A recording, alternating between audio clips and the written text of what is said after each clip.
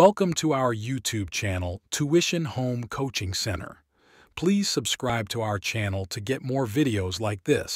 Thank you all. আসসালামু আলাইকুম প্রিয় শিক্ষার্থীরা, তোমরা সকলে কেমন আছো? আশা করছি সকলেই খুব ভালো আছো। আজ আমরা দেখব নবম শ্রেণীর ইসলাম শিক্ষা বইয়ের পৃষ্ঠা 57 এর জোড়ায় বা দলীয় কাজ এর সমাধান। তোমরা যারা এখনো আমার চ্যানেলটি সাবস্ক্রাইব করোনি তারা চ্যানেলটি সাবস্ক্রাইব করে নিও, তাহলে পরবর্তী পড়াগুলো তোমরা এই চ্যানেলে একসাথে সব পেয়ে যাবে। আর পূর্ববর্তী পড়াগুলোর প্রয়োজন হলে চ্যানেলের প্লেলিস্টে সে পড়াগুলো দেয়া আছে, তোমরা তা দেখে নিতে পারো। প্রতিটি পৃষ্ঠার সমাধানই সেখানে দেয়া আছে। তাহলে চলো শুরু করা যাক আজকের পড়াটি। আজকের পড়ার প্রথমেই দেখো 57 পৃষ্ঠায় বলা আছে জোড়ায় বা দলীয় কাজ, ইবাদত হিসেবে হজ, কোরবানি ও আকিকার তুলনামূলক আলোচনা।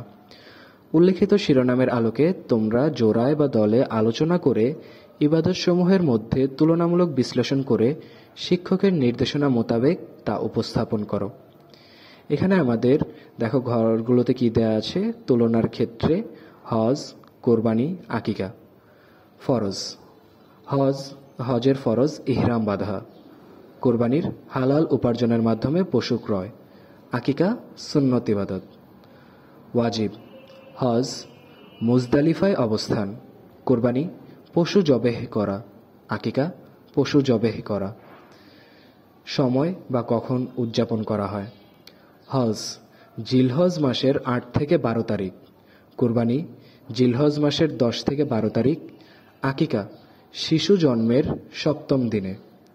এরকমভাবে প্রতি সপ্তম দিন, প্রথম সপ্তম দিনে 7 নম্বর দিনে করা না হলে পরের সপ্তম দিনে, এভাবে সপ্তম দিন করে হতে থাকবে যদি না করা হয়। শিক্ষা, হজের শিক্ষা বিশ্ব ভ্রাতৃত্ব স্থাপন। কোরবানির শিক্ষা ত্যাগের শিক্ষায় উদ্দীপিত হওয়া। আকিকার শিক্ষা নবজাতক শিশুর জন্য আল্লাহর রহমত লাভ করা। তাহলে শিক্ষার্থীরা, এই হলো আমাদের 57 পৃষ্ঠার সমাধান। এরপরে রয়েছে 58 পৃষ্ঠার সমাধান। সেই পৃষ্ঠার সমাধানটি তোমাদের জন্য খুব শীঘ্রই আপলোড করে দেওয়া হবে। সেই সমাধানটি পেতে চ্যানেলটি সাবস্ক্রাইব করে আমাদের সাথেই থাকো। ধন্যবাদ সকলকে।